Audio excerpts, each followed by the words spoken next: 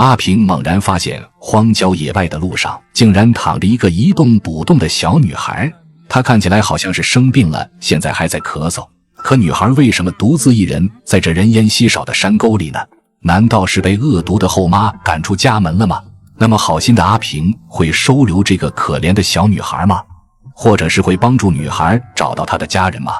我們知道阿平這幾天家裡已經沒什么吃的了，再不趕緊出去幹活，他和孩子很快就要餓死，所以便帶着乖宝在深山裡採摘大葉子，只為給這個剛滿月的孩子多買幾瓶奶粉。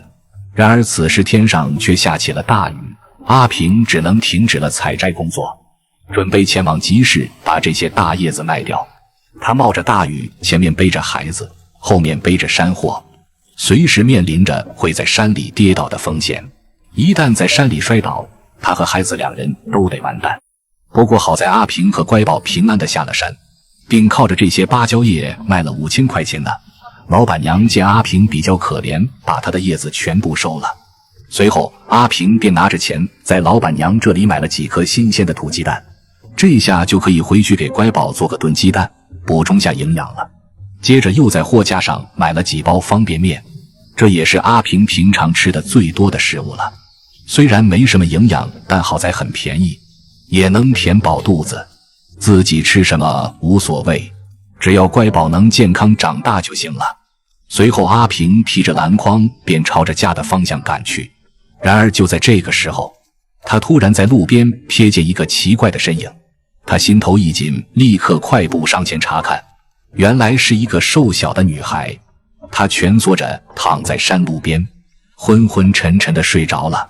那一瞬間，阿平的心猛地揪了起來，這大山裡怎麼會有個小孩子孤零零地睡在這種地方呢？他輕輕蹲下身，小心地拍了拍女孩。小女孩臉上滿是灰塵，衣服看起來破舊不堪，胳膊上還能看到密密麻麻的蚊蟲叮咬痕跡，一看就是在野外待了很久的時間了。阿平壓低聲音問：你怎麼一個人躺在這裡？你家人在哪裡呢？女孩睜開眼睛，眼神裡帶着些許驚慌，不敢開口，但看着阿平溫和的眼神，她小聲點了點頭，表示自己和家人走散了。她身邊還放着一個陳舊的編織袋，裡面似乎裝着些衣物和零食包裝袋，看得出她已經在外面流浪了一段時間。阿平沒有多問，而是先蹲下來輕聲問小女孩餓不餓，想不想吃點東西填填肚子。小女孩點了點頭，表示同意。阿平當機立斷，伸手把女孩的袋子收進自己的籮筐裡，然後騰出手來把女孩抱了起來。這一次阿平後面背着寶寶，一隻手摟着小女孩，另一隻手則提着籮筐，慢慢往避雨的竹屋方向走去。山路很泥濘，阿平的體力早已被透支，可他一點也沒猶豫。在他心裡，這孩子不能再被丟下了，再餓下去，再冷下去，怕他是真的要出事。時間不長，他們終於趕回了家中。他第一時間把小女孩放到床上，讓她歇着，順手把雨傘和籮筐放進廚房。隨後他解開背帶，把自己的寶寶也從背後輕輕取下來，檢查了一下，孩子還算安穩，沒有被雨淋到，衣服也很乾爽，也沒有尿褲子。阿平這才稍稍鬆了口氣，他立刻去照顧小女孩，先把她帶進洗澡間，用溫水幫她清理了臉和手腳。洗着洗着，阿平邊哄邊問：你家是在哪兒？知道叫什麼村子嗎？女孩說話還不利索，只是斷斷續續地說出一些聽不太清的地名。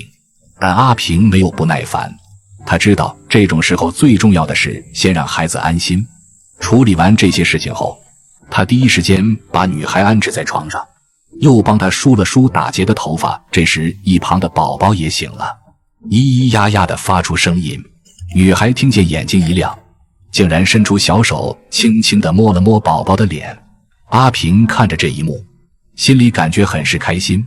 阿平收拾完家裡的雜物後，他立刻起身準備給小女孩做點吃的。看着孩子都一整天沒吃飯了，阿平心裡也是一陣着急。小女孩此刻也顯得有些疲倦，卻還強撐着精神和阿平的寶寶在床上玩耍。這一刻，屋子裡久違的多了點笑聲。阿平一邊準備造火，一邊回想起不久前自己剛生孩子那會儿，村裡人也是這樣伸出援手幫了他一把，所以他一直記得那份恩情。能帮別人就一定要盡自己所能。也許這就是在山裡生活久了，人與人之間最簡單純粹的互助吧。小女孩身上的泥污已經洗淨，換上乾淨的衣服後，整個人看起来也精神了許多。阿平看着這孩子，突然有點感慨，如果自己兒子長到他這麼大，家裡該多熱鬧啊。平時山上除了寶寶和那只小黃狗，就是有他一個人了，有時候一整天說不上幾句話。這回家裡一下多了一個小客人，寶寶似乎也特別開心，拿着玩具跟小女孩搶來搶去。阿平嘴角掛着開心笑容，心頭卻想着飯還沒做。好在上午下山時他順便掙了點錢，買了幾顆雞蛋，還有2包泡麵。這些雖然看起來非常的簡單，但在山上卻是難得的大餐。他迅速升起了灶火，打了2個雞蛋下去，水一燒開，濃香就冒了出來。還好今天備着食材，現在家裡就只剩點白米了，不然真就做不出一頓像樣的飯了。阿平一邊搅着鍋裡的面，一邊不斷地感慨。沒過多久，鍋裡的面快熟了，孩子們也圍着桌子坐好。小女孩抱着一張小板凳，阿平抱着宝宝，3人圍坐在一張木桌前，一人一大碗熱气腾腾的鸡蛋泡面。阿平看着孩子吃得津津有味，心裡顿時暖得不行。多吃點，吃飽了才有力气下山找你家人。阿平輕聲對小女孩囑咐着，孩子點點頭，小嘴卻沒停下。幾口面條下肚後，眼裡露出前所未有的安心。或許是這碗面讓他終於有了歸屬感，也或許是眼前這個陌生卻親切的阿姨，讓他感覺不再那麼害怕了。吃完飯後，小女孩的話明顯多了起來。阿平借着這機會又問起他家的事情。小女孩終於說出了幾個模糊的地名。阿平仔細一想，應該是隔着2、3個山頭的那個村落。那地方阿平不太熟悉，但走過去也不遠。阿平決定帶着小女孩找到她的家。於是他們收拾好東西，抱着孩子，牽着小女孩，踏上了下山找家的路。阿平3人一路走一路問，看見有人，阿平就挨家挨戶的打聽。小女孩也努力地辨認着哪一家才是自己住的地方。走到一戶人家，主人挠頭道：“沒見過這孩子。”又去了幾戶，還是無人認出小女孩。然而阿平也沒灰心，只是默默繼續向前走去，也不知道今天能不能把女孩交給他的家人。不一會兒，阿平在一個村頭的新房子前，他看到屋裡熱鬧非凡，於是便趕緊上前打聽是不是女孩的家人。然而結果仍舊一無所獲。天色漸暗，他們又往村子更深處走去，最後來到一個偏僻的山腳房前，門口坐着一位滿頭白髮的老人。阿平問道：“大媽，您認得這孩子嗎？”老人抬頭仔細看了看小女孩，終於輕輕點了點頭。“哎呀，這不是我家的丫頭嗎？”原來孩子父母常年在外打工，平時就由這位老人照看，但老人年紀大了也管不住孩子，孩子平時喜歡愛到山上玩，走遠了也沒人及時注意，沒想到竟走丟了一整天。老人表現得雖然平靜，但他心裡卻是滿滿的歉意。